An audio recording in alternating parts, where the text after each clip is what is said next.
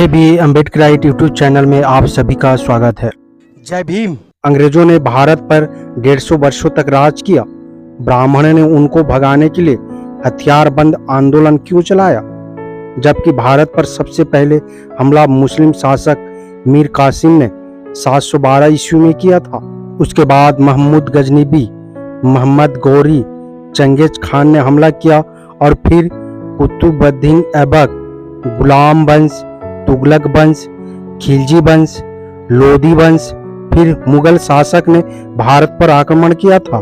ये सब वंशों ने भारत पर राज किया और खूब अन्याय अत्याचार किए, लेकिन ब्राह्मणों ने कोई क्रांति या आंदोलन नहीं चलाया।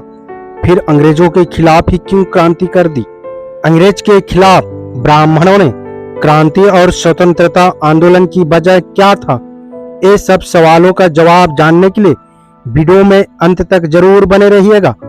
तो चलिए ज्यादा समय न गंवाते हुए वीडियो को शुरू करते हैं।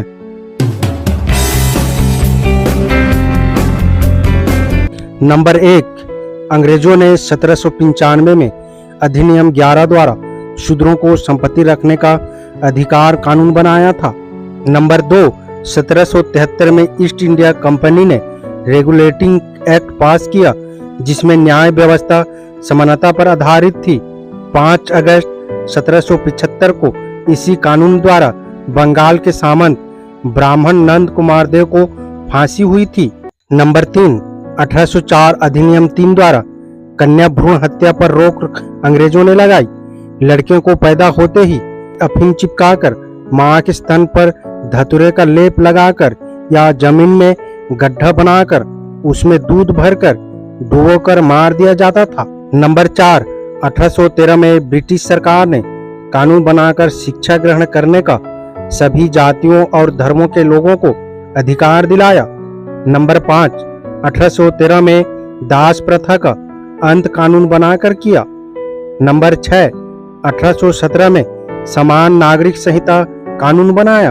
1817 के पहले सजा का प्रावधान वर्ण व्यवस्था के आधार पर होता था।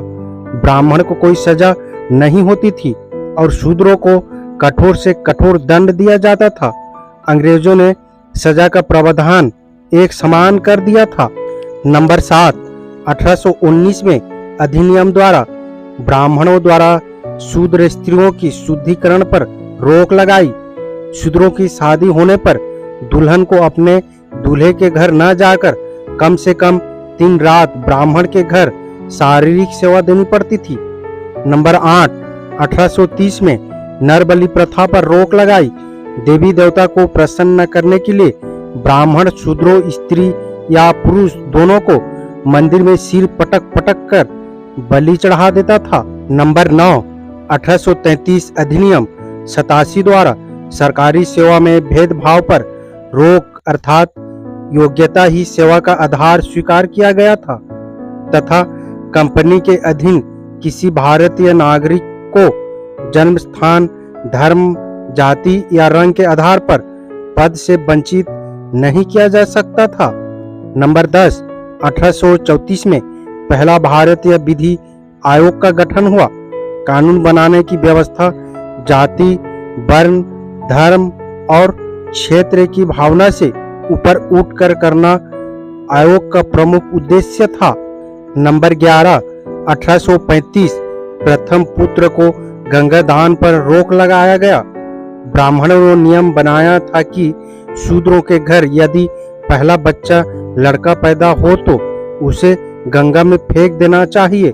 पहला पुत्र हुष्ट पुष्ट एवं स्वस्थ पैदा होता है। ये बच्चा ब्राह्मणों से लड़ न पाए इसलिए पैदा होते ही गंगा को दान करवा देते थे।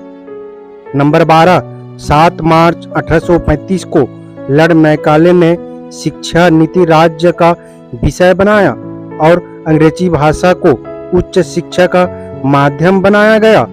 नंबर 13, 1835 को कानून बनाकर अंग्रेजों ने शूद्रों को कुर्सी पर बैठने का अधिकार दिया।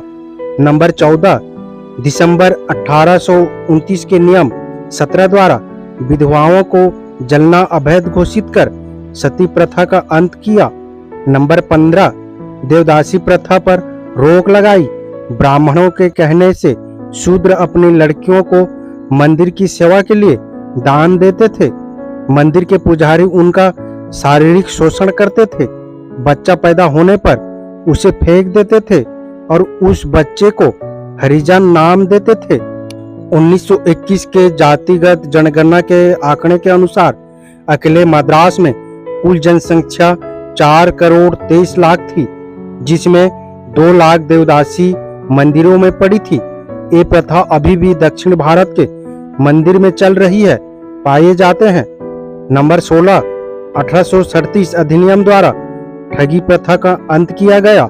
नंबर 17, 1849 में कलकत्ता में एक बालिका विद्यालय J.E.D. बेटन ने स्थापित किया। नंबर 18, 1854 में अंग्रेज ने 3 विश्वविद्यालय कलकत्ता, मद्रास और बॉम्बे में स्थापित किए।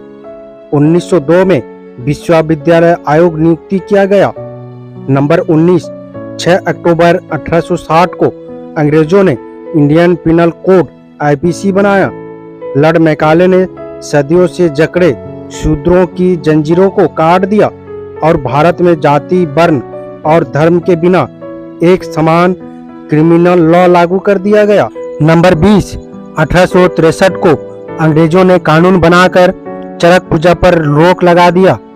आलीशान भवन एवं पुल निर्माण पर शूद्रों को पकड़कर जिंदा चुनवा दिया जाता था।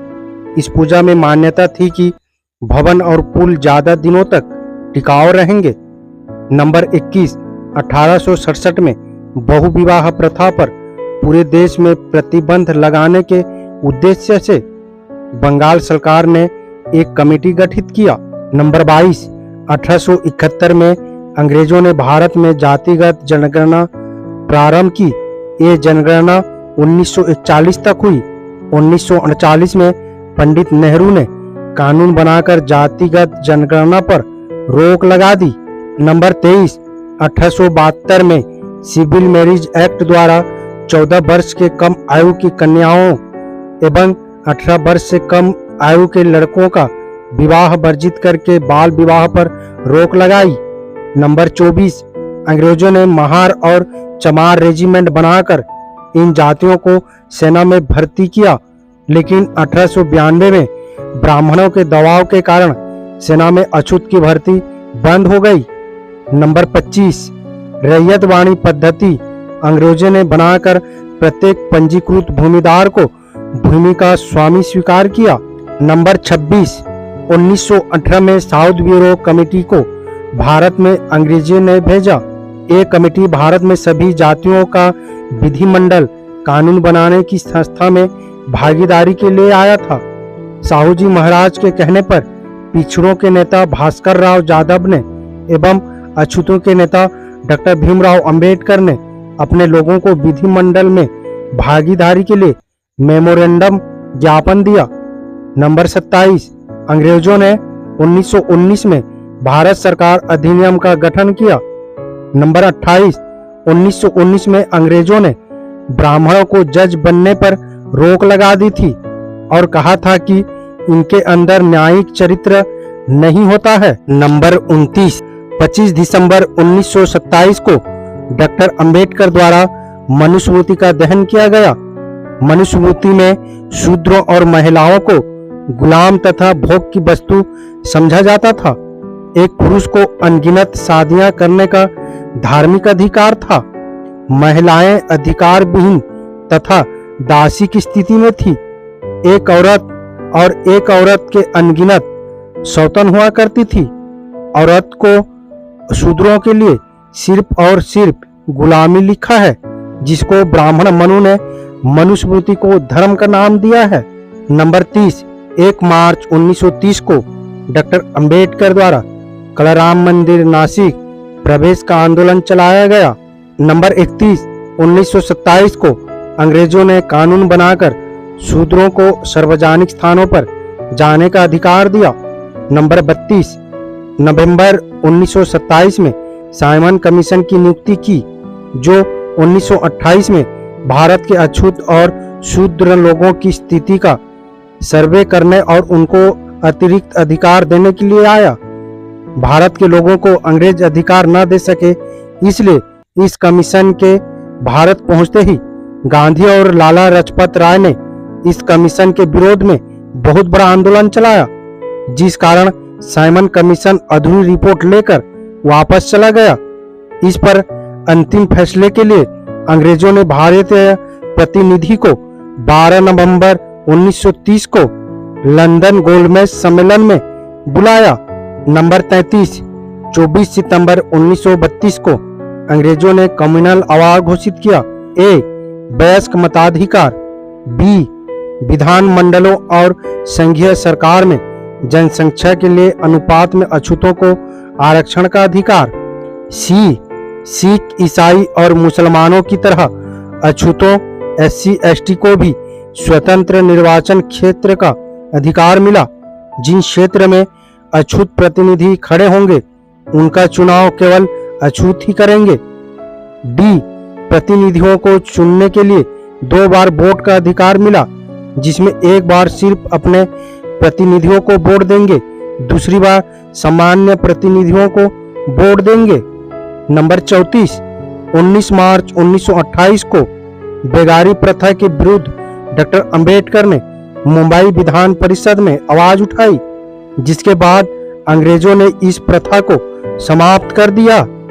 नंबर 35, अंग्रेजों ने 1 जुलाई 1942 से लेकर 10 सितंबर 1946 तक डॉक्टर अंबेडकर को वायसराय की कार्य साधक काउंसिल में लेबर मेंबर बनाया।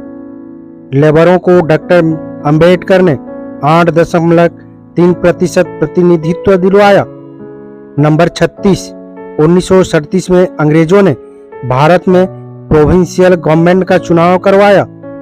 नंबर 37, 1942 में अंग्रेजों से डॉक्टर अंबेडकर ने 50,000 हेक्टेयर भूमि को अछूतों एवं पिछड़ों में बांट देने के लिए अपील किया। अंग्रेजों ने 20 वर्षों की समय सीमा तय किया था। नंबर 38, अंग्रेजों ने शासन प्रशासन में ब्राह्मणों की भागीदारी को 100% में से 2.5% पर लाकर खड़ा कर दिया था। इन्हीं सब वजह से ब्राह्मणों ने अंग्रेजों के खिलाफ क्रांति शुरू कर दी थी, क्योंकि अंग्रेजों ने शूद्र और महिलाओं को सारे अधिकार दे दिए थे और सब जातियों के लोगों को एक समान अधिकार देकर सबको बराबरी में लाकर खड़ा कर दिया था। उम्मीद करता हूँ वीडियो को समझ गए होंगे। अगर समझ गए हैं तो अपने परिवारजनों को, दोस्तों को, SC ST OBC को एक बार जरूर शेयर करें, ताकि उन्हें भी जानकारी हो सके, पता चल सके। मेरा आप सभी बहुजन समाज मूल्यवासी अम्बेडकरवादियों से अपील है, हम अपने समाज को जागरूक करने के लिए बहुत मेहनत करते हैं और अंबेडकर विचारधारा वाले वीडियो को लाते रहते हैं। आपकी एक सब्सक्राइब हमारे हौसले को बुलंद कर हमें दोगुनी हौसला प्रदान करता है, मजबूत करता है। इसलिए आप सभी से गुजारिश है कि हमारे चैनल को सब्सक्राइब करके हमें सपोर्ट जरूर करें, ताकि हम अगले नए वीडियो डालें तो आप तक नोटिफिकेशन जा सके और कुछ महत्वपूर्ण जानकारी मिल सके। धन्यवाद। जय भीम, जय संविधान, जय मूल निवासी।